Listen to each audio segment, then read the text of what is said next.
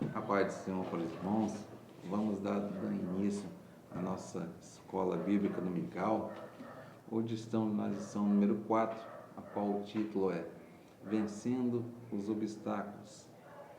Hoje nós citaremos a passagem muito conhecida pelos irmãos, na qual cita a passagem do povo israelita pelo Rio Jordão rumo à sua terra prometida. E ela é uma passagem que pode trazer lições muito valiosas, importantes para nós, para a vida do cristão. Porque essa passagem, ela vai fazer um apontamento na qual como nós poderemos chegar à vitória em Deus em meio aos obstáculos. Porque assim como eles, a nossa situação, ela é bem parecida com a deles. Porque eles passavam a ser o quê? Peregrinos, porque eles saíram do Egito, caminho à sua terra prometida, e eles passaram o quê? A ficar sem lar, né? Em aguardo da sua promessa.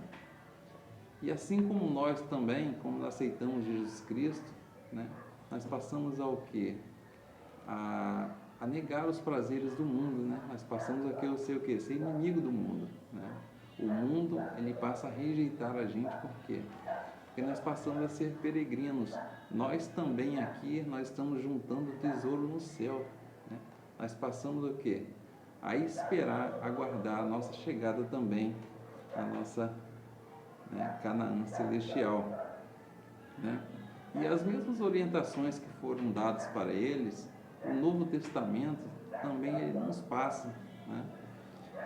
Como eles alcançaram a vitória deles e chegaram à sua terra prometida, nós vamos estudar aqui como essa passagem pode nos ajudar a nos orientar caminho também à nossa Canaã celestial, né? Vamos aqui para o tópico primeiro, atravessando o Rio Jordão, um dia marcante para o povo. A travessia do Rio Jordão, ela ocorreu no dia 17 de Abibe.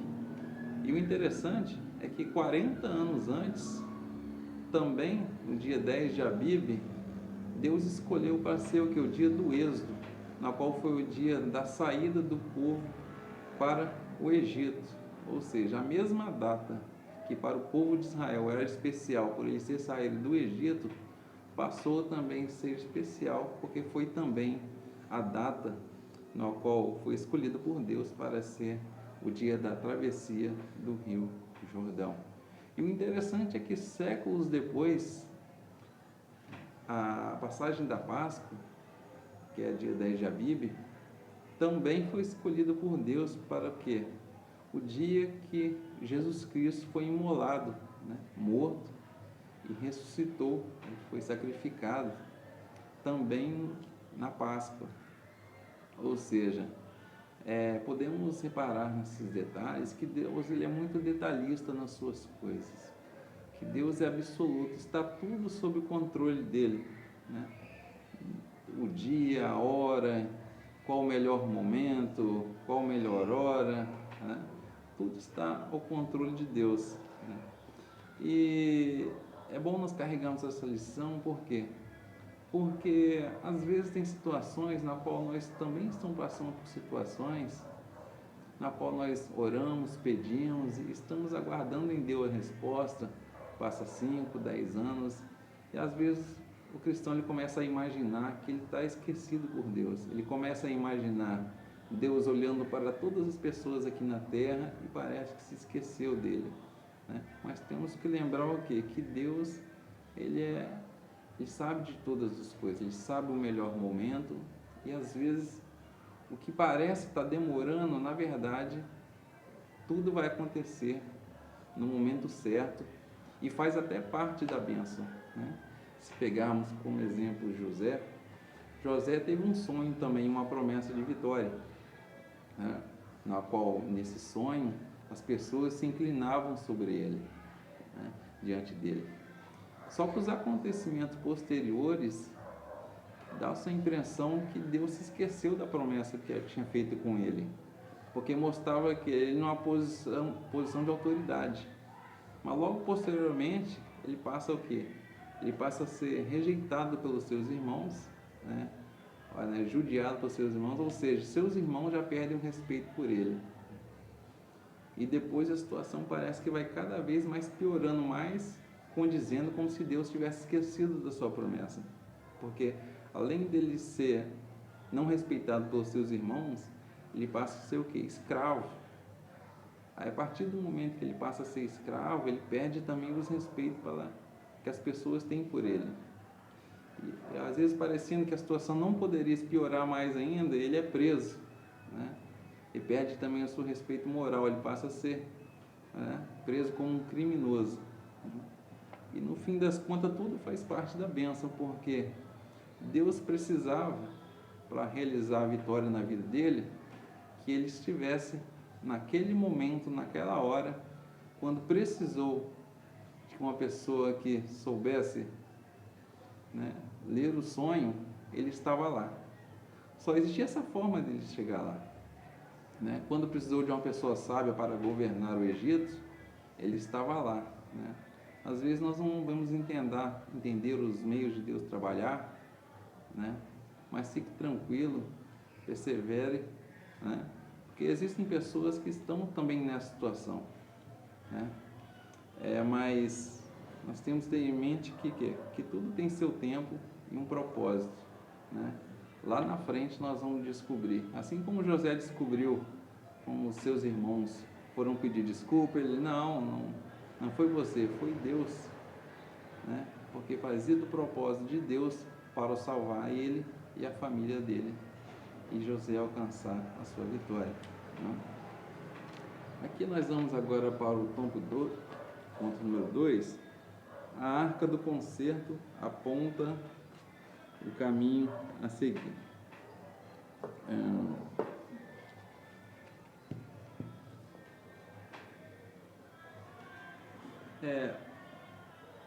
O povo, ele recebeu uma orientação, né, de Deus através de Josué, que era o quê?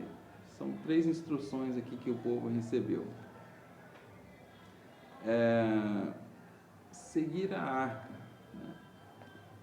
Josué passou a orientação que a população na travessia do Rio Jordão, ela teria que fazer o quê? Seguir a arca, né? A arca ir à frente, por onde a arca fosse, que a arca simbolizava o quê? A presença de Deus, né? Eles receberam essa orientação e eles tinham que manter uma distância de 2.000 côvados, que daria um pouco menos de 1 quilômetro, né? Eles teriam que seguir a arca, mas teriam que manter uma distância, né? Porque Deus tinha um propósito, como eu disse, para todas as coisas. Tudo aqui faz parte da vitória.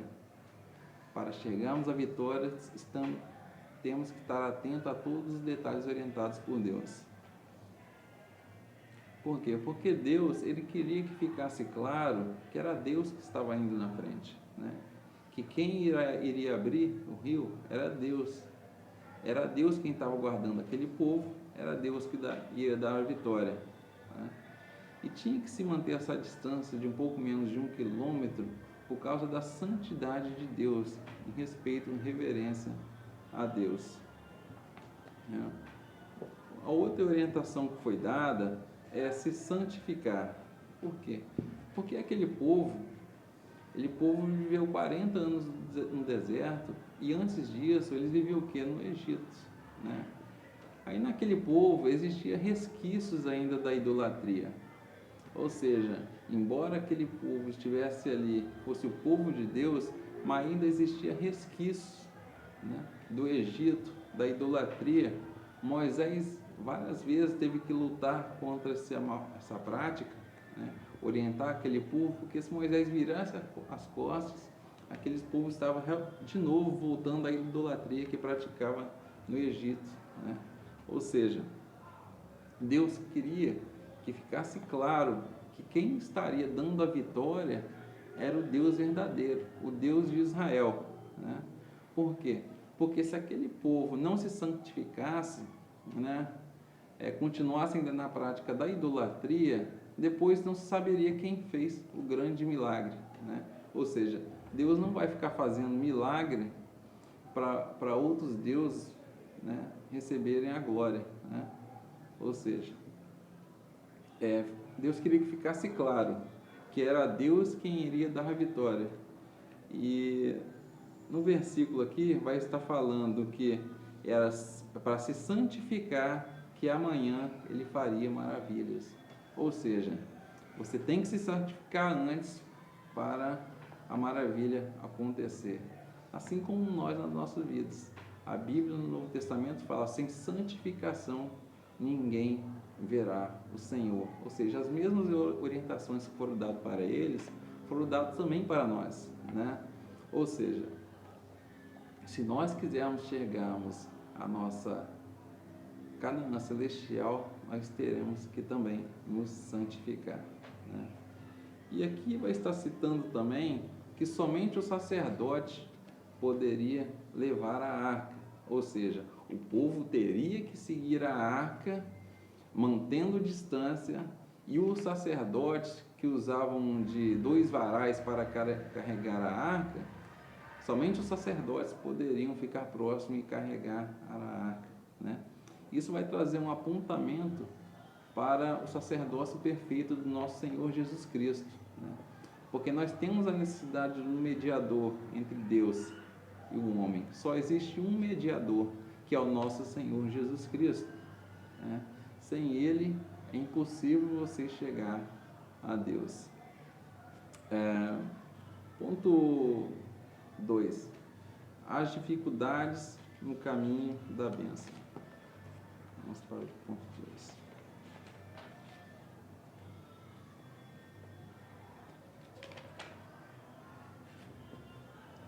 A prova. O Jordão transbordava.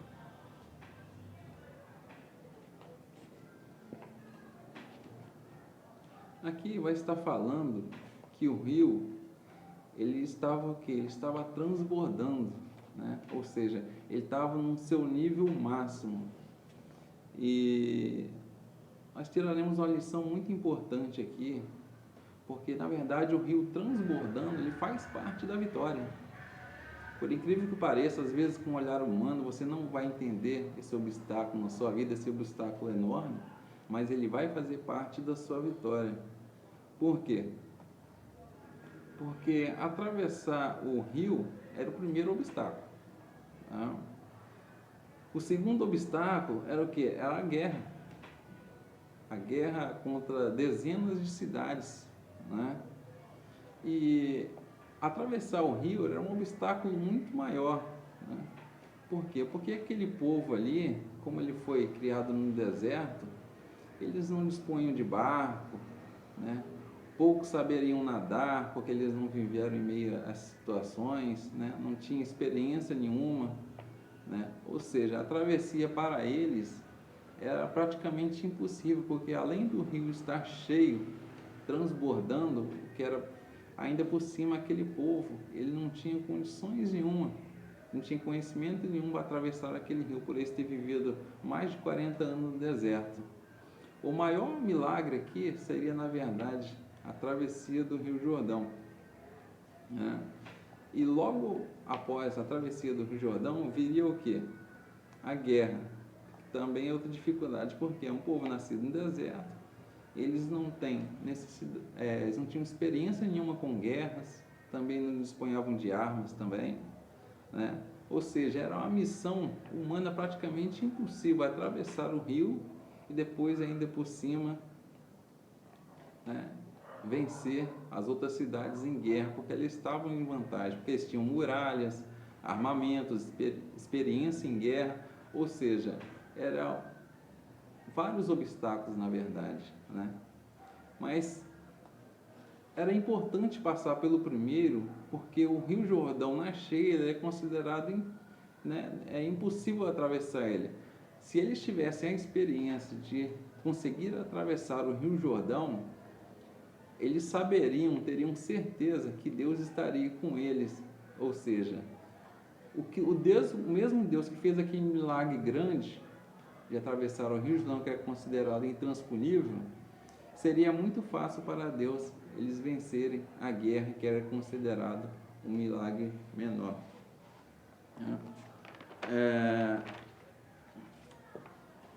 Ponto 2 aqui, o tempo da ceifa.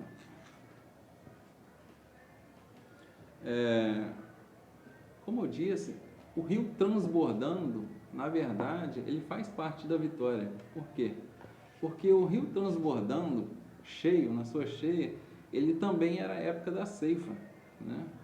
Ou seja, o rio transbordando ao mesmo tempo da cega, da colheita. Ou seja, eles entrariam na terra prometida na colheita, né? Ou seja, Deus estava preparando tudo de antemão. Como eu disse, Deus sabe de todas as coisas, sabe o tempo para tudo, né?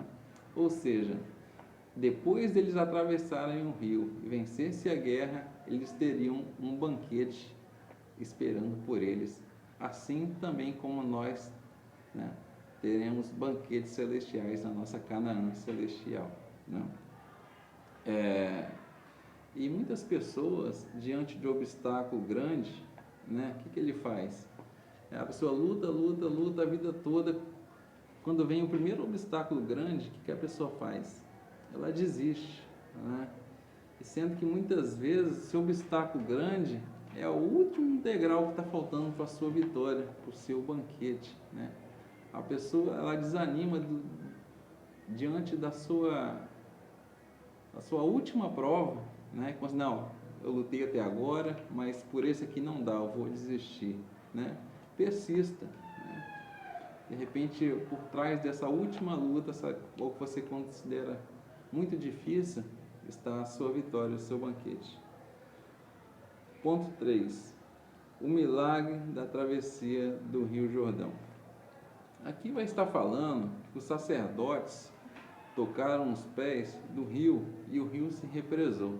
Ou seja, aqueles sacerdotes que carregavam a arca foi orientado de quando eles tocassem no rio, à beira do rio, só tocar os pés, o rio secou. E o interessante aqui, quando fala que a cidade, onde o rio a cidade de Dan, né? Antes da cidade de Dan, onde a água se represou, dá mais, segundo os historiadores, dá mais de 20 quilômetros de distância de onde o povo atravessou. Você assistindo a novela, de repente eles até fizeram a água se represando próximo onde eles estavam, mas na verdade a água se represou mais de 20 quilômetros antes daquela cidade de Dan, né? E até o Mar Salgado, ou seja, 20 quilômetros antes e mais alguns quilômetros depois. Nós vamos ver aqui que tudo isso faz parte do propósito de Deus. Por quê?